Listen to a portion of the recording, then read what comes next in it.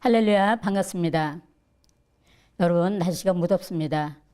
이 시간에 요한복음 3장 16절 예수님의 아픔의 사랑이라는 제목을 가지고 함께 은혜를 나누시겠습니다.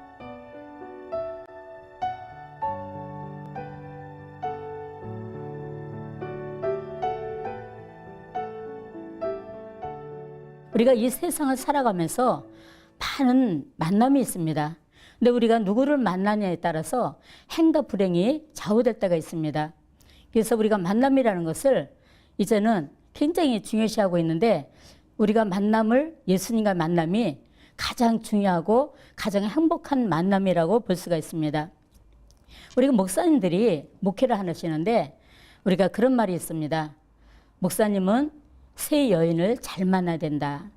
첫 번째는 기도하는 사모님, 두 번째는 기도하는 어머니, 세 번째는 기도하는 여전도 회장이라고 말을 하고 있습니다. 그래서 우리가 이 만남 속에서 많은 관계가 이루어지고 회복도 이루어지고, 또는 좋은 만남이건 나쁜 만남이건 간에 우리가 그것을 통하여서 그 아픔 속에서도 하나님을 절실하게 더 알아간다는 거죠. 어느 교수 부인이 있었답니다. 근데 교수 부인이 재혼을 하게 됐어요. 남자 교수님도 아들 하나고 여자 교수님도 딸 하나 가지고 뒤늦게 재혼을 하게 되었습니다. 근데 이 사모님이 얼마나 그 남편의 아들한테 잘하는지 모르는 거예요. 너무너무 살갑게 하고 자기 딸보다 더 애틋하게 하는 거예요. 그게 많은 사람들이 너무 감동을 받는 거예요. 그렇게 사랑이 가느냐고. 아니, 그렇게 내 속에서 나지도 않는데 그렇게 그 아들한테 정이 가느냐고. 많은 사람들이 너무 감동을 받아서 그러니까 이 사모님 하는 말이 정말 사랑이 간다라고, 나는 그 자식을 너무 사랑한다라고 말을 하게 됐답니다. 근데 어느 날 자녀가 아프게 됐어요. 아들도 아프고 딸도 아픈데 이 아들은 자기가 있는 대로 정성껏 치유를 하게 되고 정성껏 보호하기로 했는데, 이 딸이 아픈 것은 자기 가슴에서부터 사랑이 나가더란 겁니다.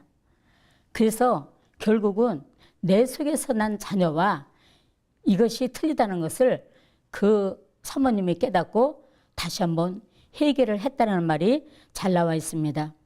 여러분, 성경 자체가 기적의 말씀입니다. 우리가 이 성경을 믿는다는 것은, 오늘 우리가 예수를 믿는다는 것은, 기적의 하나님을 믿는다는 것은 믿음이 있다라는 거예요. 예수를 믿지 않는 사람은 믿음이 없기 때문에 그래요. 믿어지지 않기 때문에 예수를 믿지 않고 있다는 것입니다. 우리 성경에 보면 다 기적의 말씀이에요. 치유의 말씀이고.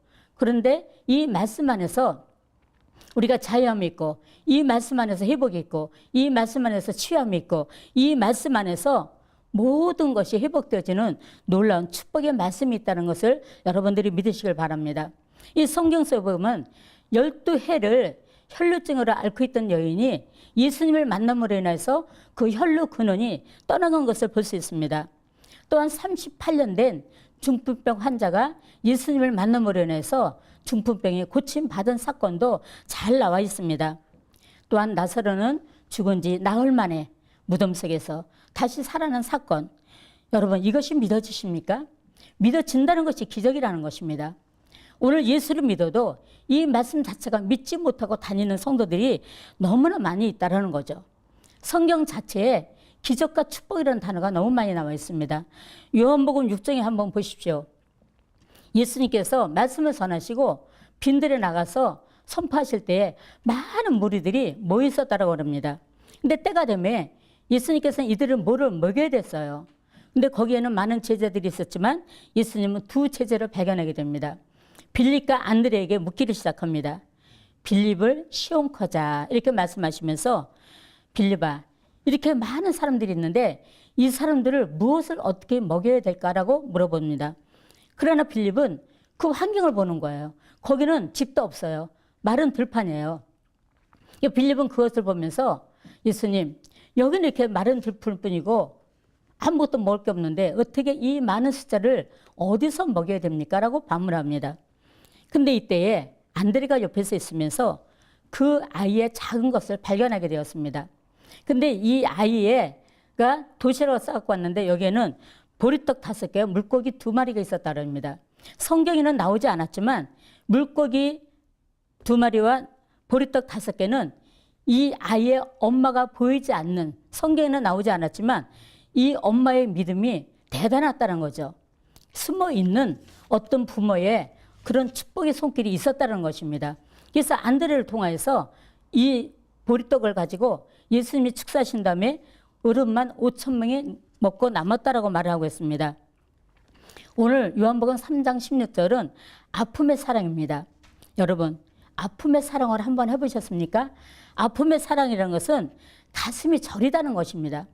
우리 예수님이 저와 여러분을 아픔의 사랑을 했다는 것을 여러분이 믿으셔야 됩니다. 왜냐하면 하나님은 독생자 예수 그리스도를 이 땅 위에 계획 없이 보내주셨어요.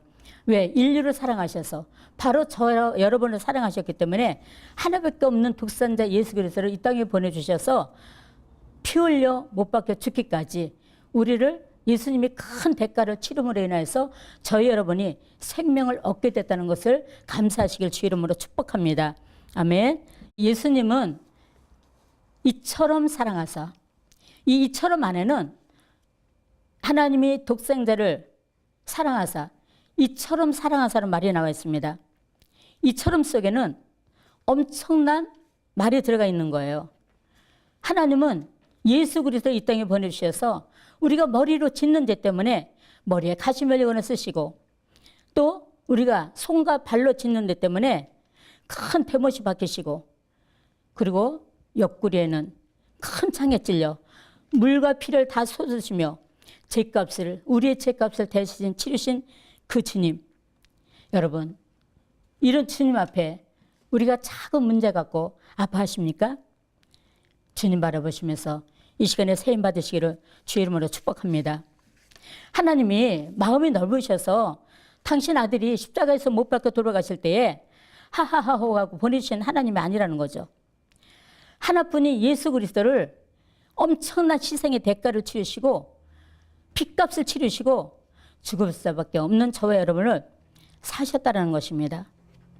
예수님의 십자가 사건이 없었다면 아마 저와 여러분이 구원받지 못했을 것입니다. 우리 주님, 생명 주신 주님 앞에 여러분 감사하시길 바랍니다. 여러분이 힘들어하십니까? 여러분이 아파하십니까?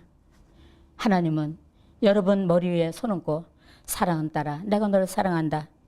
네가 힘들어할 때, 네가 아파할 때 나도 아파했다라고 주님은 위로하시고 음성을 들려주시는 그 주님 앞에 여러분들이 더욱더 가까이 나가시기를 주 이름으로 축복합니다.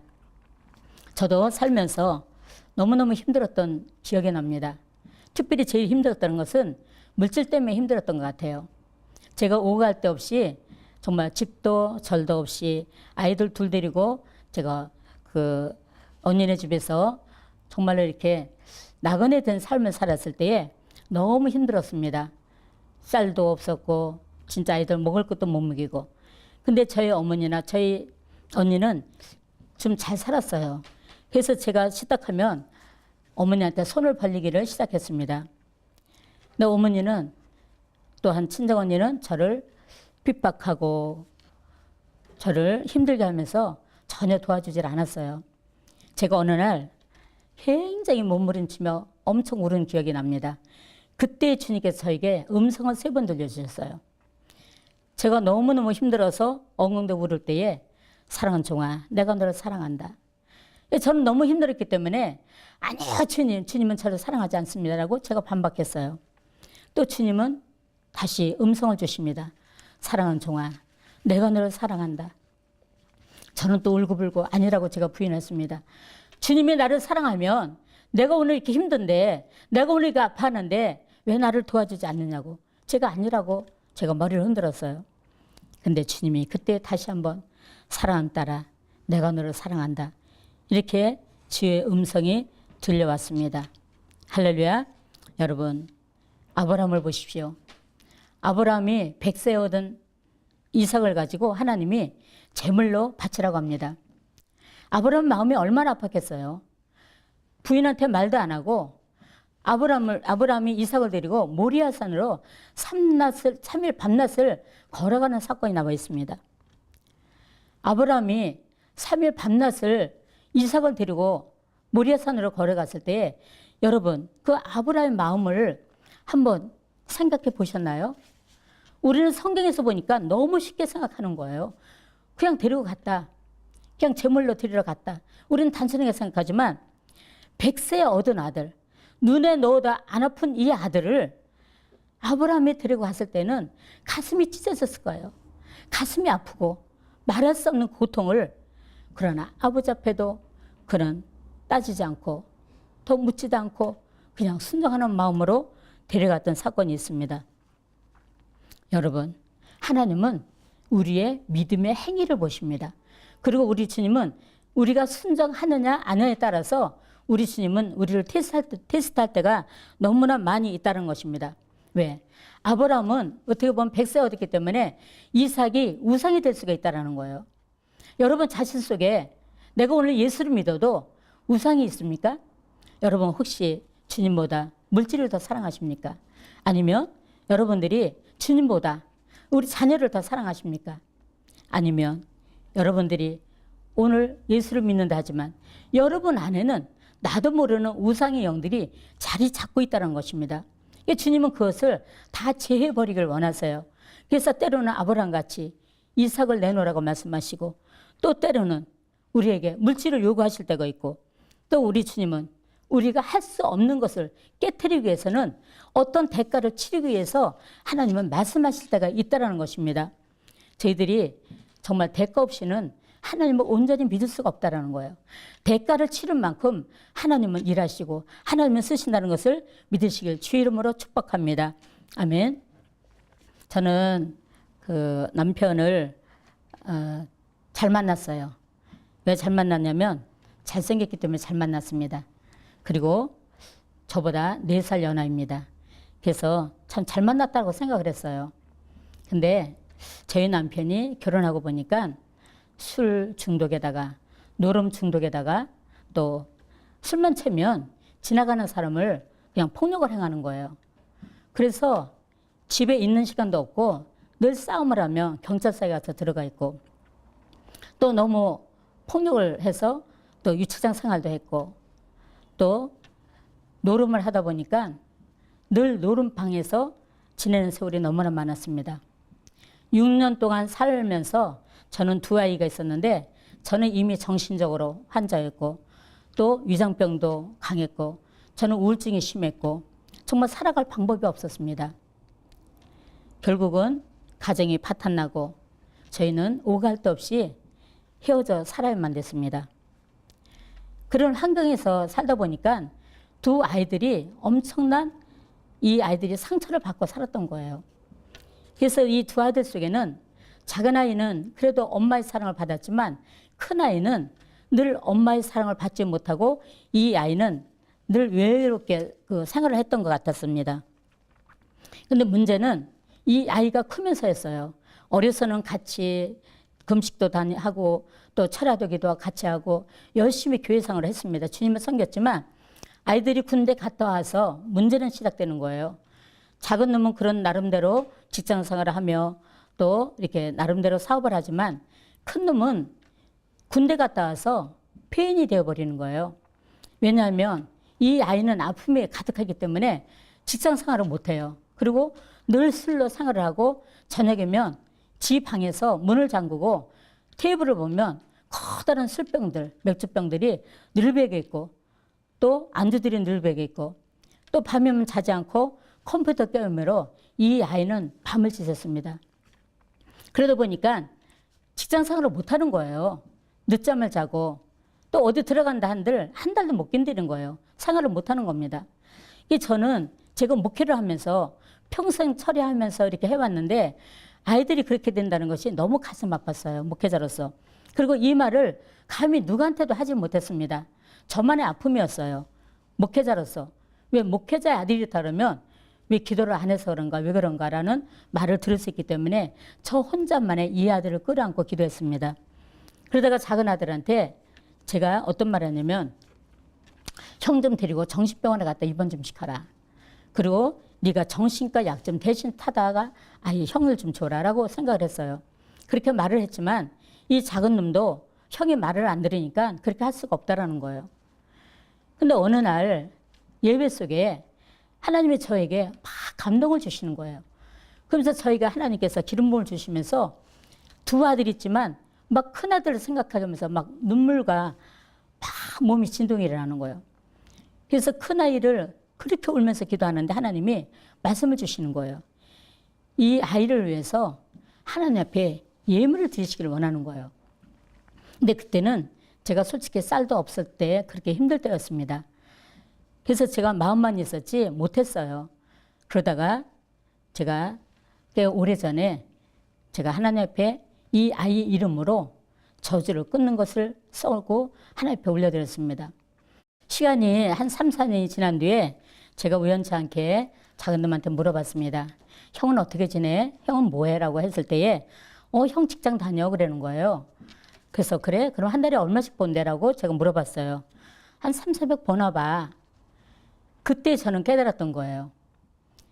이 아이를 위해서 내가 기도는 했지만 아이를 위해서 예물을 드리지 못했다는 거예요. 이 아이를 놓고 마음만 아파했지 이 아이를 놓고 진정 하나님 앞에 맡겨드리지 못했다는 거죠. 내가 아픔을 끌어안으려고 했고 내가 고쳐보려고 했고 내가 정신병원에 넣어보려고 했고 이렇게 엄마로서 목회자지만 이렇게 인간의 생각을 갖고 있었다는 것입니다. 그러나 하나님 앞에 예물과 함께 이 아이를 맡겨드렸을 때 하나님은 이 아이를 만져주셨어요. 이 아이를 만져주셔서 이 아이는 지금 사업을 나름대로 잘하고 있습니다. 물론 술도 끊고 물론 지금은 게임도 안 하고 열심히 자기의 삶에 최선을 다하는 것을 볼 수 있습니다. 또 교회도 안 나가던 것이 교회도 나가고 이렇게 삶 속을 보면 하나님 분명히 살아계시다. 하나님 분명히 역사하신다는 것입니다. 제가 얼마나 고통스러운 삶을 살았냐면 지금도 제가 이렇게 이제 지금 제가 하는 사역 속에서는 정말 힘들고 어려운 사람들을 위해서 살겠나라고 고백을 합니다. 지금도 역시 이렇게 고백을 합니다. 왜냐하면 제 아이들이 어렸을 때 너무 못 먹고 자랐어요.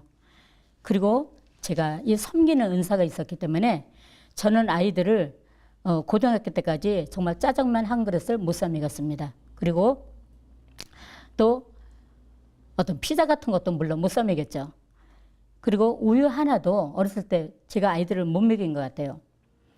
근데 제 가방 속에는 목사님들 드리려고 몰래 대문에다가 우유를 받아놓고 그냥 주일날이면 가방을 안에 우유를 몇 개씩 두드럽게 놓고 갖고 그냥 당회장님, 부목사님, 비서, 담당 전도사님 매일 주일마다 갖다 드리는 거예요. 그러면서 아이들은 제가 먹이지 못하는 거예요. 그러니까 아이들이 지금도 엄마는 우리보다 하나님을 더 사랑했어. 내가 군대 갔다 와도 엄마는 늘 집에 없었어. 그리고 엄마는 우리 먹을 것도 안 주고 늘 이렇게 숨겨놓고 주의 종이라면 늘 엄마는 그런 섬기는 습관이 있었다고 우리 아이들이 그런 말을 합니다.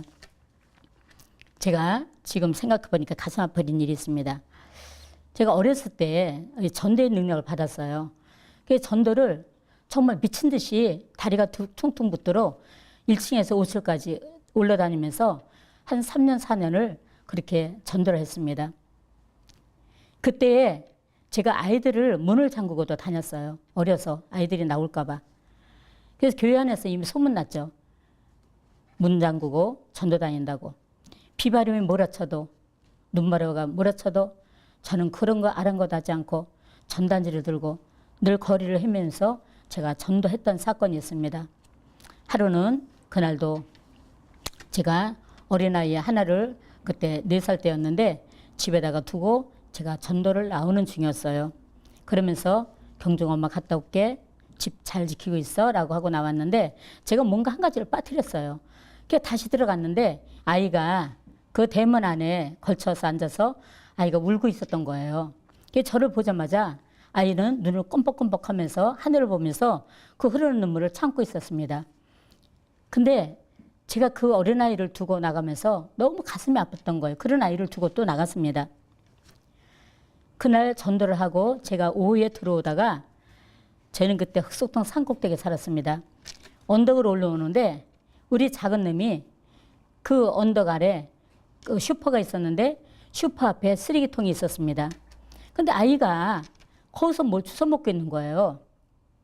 그래서 가서 보니까 그 쓰레기통에 수박통이, 여름이니까 수박 먹다 남은 그런 통들이 있었어요. 아이가 그 수박 먹다 남은 그거를 주워서 아이가 그거를 핥아먹는 것을 보고 제가 얼마나 가슴이 아팠는지 모릅니다. 여러분, 이런 삶 속에서도 오직 주님만을 알고 오직 주님 앞에 충성하고 오직 주님 앞에 열심을 품고 달려가는 저 여러분 삶 속에서 하나님께서 일하신다는 것을 믿으시기 바랍니다. 전 지금도 아이들과의 떨어져 삶을 삽니다.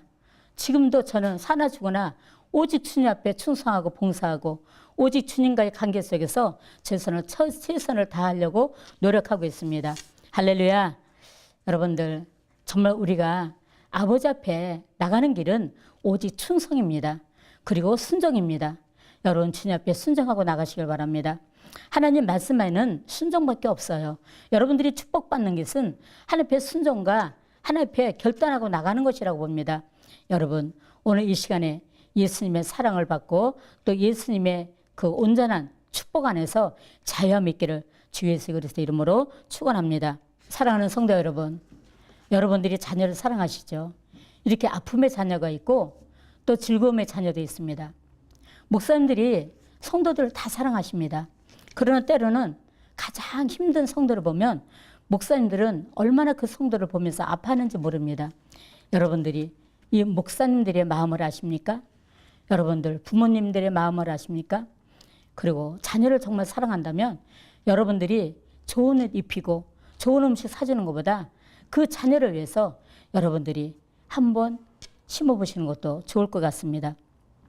왜냐하면 아버지 하나님께서는 여러분들이 자녀를 사랑하듯이 여러분 자녀를 다 사랑하시고 축복하기를 원하신다는 거예요. 그러나 엄마가 할 일이 있고 또 엄마가 심어야 될 일이 있고 또 엄마가 기도할 일이 있어야 된다는 것을 여러분들이 아시기 바랍니다. 사랑하는 성도 여러분, 엄마로서 자식을 다 사랑합니다. 또 목회자도 성도를 다 사랑합니다. 우리 하나님께서 저 여러분을 사랑하듯이 우리는 너무너무 사랑하죠. 그러나 여러분들에게 이 시간에 부탁을 말씀을 드리고 싶습니다. 여러분들이 자녀를 위해서 한번 헌신하는 것도 좋을 것 같습니다. 그리고 아버지 앞에 여러분 자신들이 헌신하고 봉사하고 순종하고 섬기면서 아버지 앞에 나가시기를 주 이름으로 축복합니다. 여러분들이 온전한 신앙생활이라는 것은 헌신이에요. 그냥 교회만 왔다 갔다 하는 것이 아니라 아버지 앞에 온전한 충성과 헌신이 하나님 앞에 상달되는 것을 믿으시길 바랍니다. 여러분 힘드십니까? 이 시간에 여러분들이 오늘 요한복음 3장 16절 하나님이 세 사람 이처럼 살아가사 여러분들을 이처럼 사랑하신다는 것을 믿으시길 바랍니다. 그래서 하나님의 위로와 하나님의 축복과 하나님의 사랑이 여러분의 삶 속에, 여러분 가정 속에, 여러분 사역 속에 넘치시기를 주 이름으로 축복합니다.